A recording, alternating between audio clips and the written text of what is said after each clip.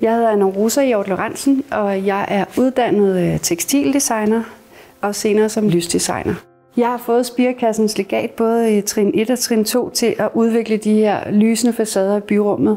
Det er en ny form for lyskunst, hvor et lysende materiale af fosforiserende pigment og sand bliver støbt ned i betonen i forskellige mønstre. Nu vil jeg lige få jer med ind i laden, så I kan se, hvordan det lyser i mørke, fordi det er jo højlysdag, så det er ligesom nødvendigt.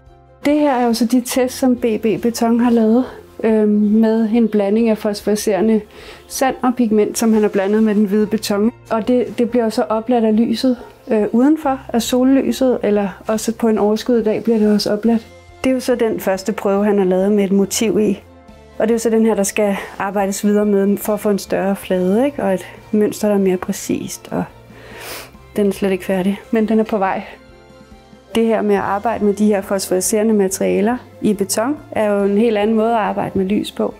Fordi at det er jo ikke en lyskilde som sådan. Det bliver ligesom integreret i fladen på en helt anden måde. Og derfor synes jeg, det har et helt andet potentiale.